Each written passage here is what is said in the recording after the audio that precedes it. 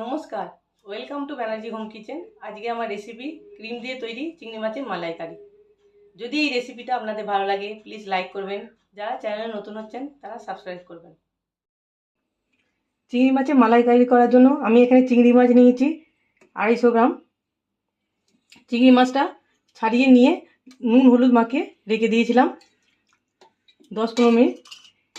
Gravy তৈরি করার জন্য এখানে একটা বড় পেঁয়াজ নিয়েছি, 5টা রসুন, এখানে হাফ ইঞ্চি আদা আর 2টো কাঁচা লঙ্কা আর একটা ছোট্ট টমেটো। আমি গ্যাসটা জ্বেলে দিয়েছিলাম আগে। এবার আমি এতে একটু তেল দেব। এখানে তেল নিচ্ছি হাফ কাপের মতো, সর্ষের তেল। গ্যাসটা জোরে করে দিচ্ছি তেলটা গরম হবার জন্য।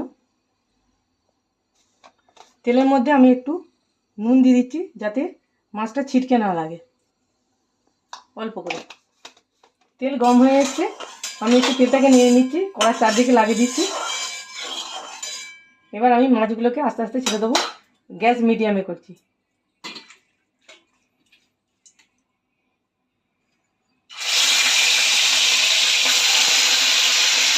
একটা একটা করে পিস দিয়ে দিচ্ছি, 4-5টা আমি এখন দিচ্ছি, একসঙ্গে দেবো না, দুবারে ভাজবো এটাকে। আমি দিয়ে চাপা দিয়ে দিচ্ছি, গ্যাস স্লো করে দিচ্ছি। চিংড়ি মাছ বেশি ভাজবো না, লাল লাল করে অল্প করে ভাজবো। বেশি ভাজলে সফটনেসটা নষ্ট হয়ে যাবে, নরমটা থাকবে না, সেই জন্য হালকা করে ভেজে নিচ্ছি। এটা উল্টে দিয়েছি। আমি এইটা ক্রিম দিয়ে গ্রেভিটা বানাবো। আমি আগের যে ভিডিও দিয়েছিলাম ওতে নারকেলের দুধ দিয়ে বানিয়েছিলাম, নারকেলের দুধ দিয়ে চিংড়ি মাছের মালাইকারি। আজকে আমি বানাচ্ছি ক্রিম দিয়ে, আমুল দুধের ক্রিম দিয়ে মালাইকারি চিংড়ি মাছের। হয়ে গেছে, আমি এটা তুলে নিচ্ছি। নিয়ে দ্বিতীয়বার এই মাছগুলোও দিয়ে দিচ্ছি আমি দুবারে। আর চিটকো না, প্রথমটা একটু সেটা, এবার আস্তে আস্তে হতে থাকবে, গ্যাস স্লোতেই আছে। এই মাছগুলো আমি ভেজে নেব। নিয়ে আমি এখানে এই পেস্টটা তৈরি করে নেব, পেঁয়াজ টমেটো আদা রসুনের করে নিয়ে আমি রান্না আবার দেখাবো। মাছগুলো ভাজা হয়ে গেছে, এবার আমি তুলে নিচ্ছি মাছগুলোকে।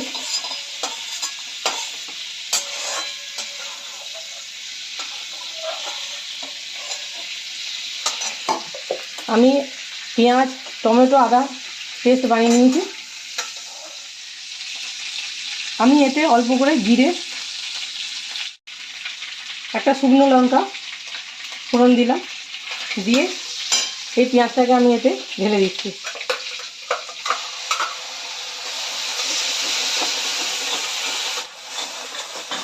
এই মশলাটাকে আমি লাল লাল করে ভেজে নেবো একটু। এতে একটু ধনে গুঁড়ো আর জিরে গুঁড়ো দেবো।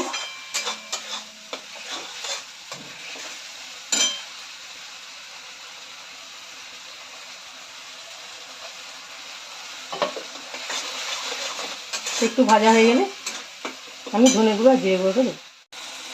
হাফ চামচের মতো জিরে গুঁড়ো,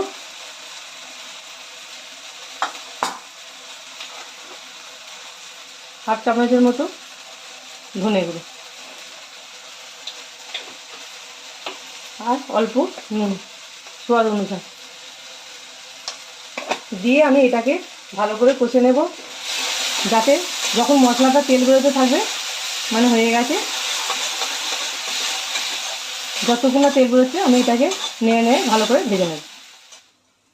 মশলাটা ভাজা হয়ে গেছে, এবার আমি এতে একটু ক্রিম দেবো, অল্প করে ক্রিম দেবো আর নাড়তে থাকবো।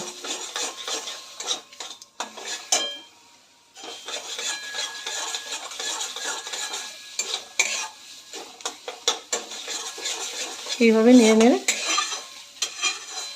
ভালো করে আবার মশলাটাকে ভেজে নেব।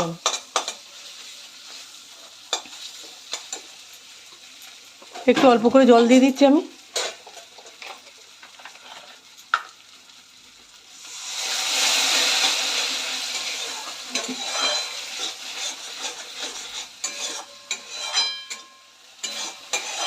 মশলাটা ভাজা ভাজা হয়ে এসছে, আবার তেল ছাড়তে শুরু করবে।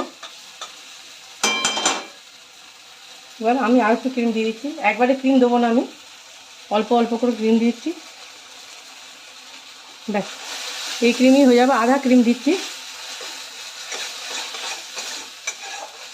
ক্রিমটা আমুল ক্রিম, এটা এক ভর্তি ভর্তি ছিল, এটা আমি আধাটা দিলাম, আধার মধ্যে একটু রেখেছি, সেইটা আমি হয়ে গেলে একটু ওপর থেকে ছড়িয়ে দেবো।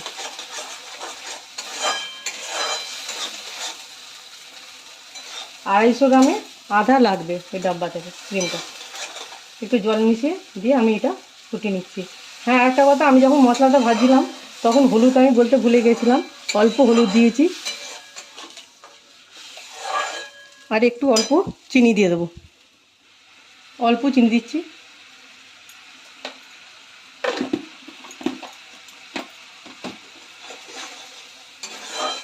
ব্যাস, হয়েই গেছে। এবার একটু ফুটলে আমি মাছগুলোকে দিয়ে দেবো। ফুটে গেছে, এবার আমি মাছগুলো দিয়ে দেবো। মাছের জলও ছেড়েছে তার মধ্যে।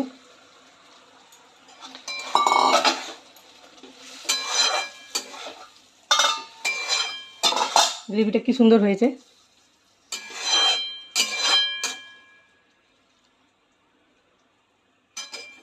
এবার এতে একটু আমি গরম মশলা দেবো, দিয়ে নামিয়ে দেবো।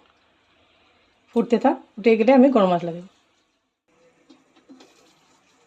দেখুন ফুটে গেছে, আমি এটা 10 মিনিট রেখেছিলাম চাপা দিয়ে, তো তেল তেলও বেরিয়ে গেছে। এবার আমি এতে একটু গরম মশলা দিয়ে দেবো, অল্প গরম মশলা দিয়ে দিচ্ছি, একদম অল্প। গ্রেভিটা খুব সুন্দর তৈরি হয়েছে এবং খেতেও ভালো লাগবে। এবার আমি এতে একটু ক্রিম দিয়ে এটাকে আমি নামিয়ে দিচ্ছি। ক্রিমের ভেতরে ওপর থেকে ক্রিমটা বেড়ে গেলে ভেতরে জলটা বেরোচ্ছে। এবার ব্যাস, আর দেবার দেখানো। গ্যাসটা জোরে করে দিয়েছি, দিয়ে ফুটে গেছে, আমি চাপা দিয়ে এবার গ্যাস বন্ধ করে দিচ্ছি। আমার এখানে রান্না হয়ে গেছে, চিংড়ি মাছের মালাইকারি তৈরি হয়ে গেছে। এটা আপনারা বাড়িতে অবশ্যই তৈরি করবেন। যদি আপনাদের ভালো লাগে প্লিজ লাইক করবেন, যারা চ্যানেলে নতুন হচ্ছেন তারা সাবস্ক্রাইব করবেন।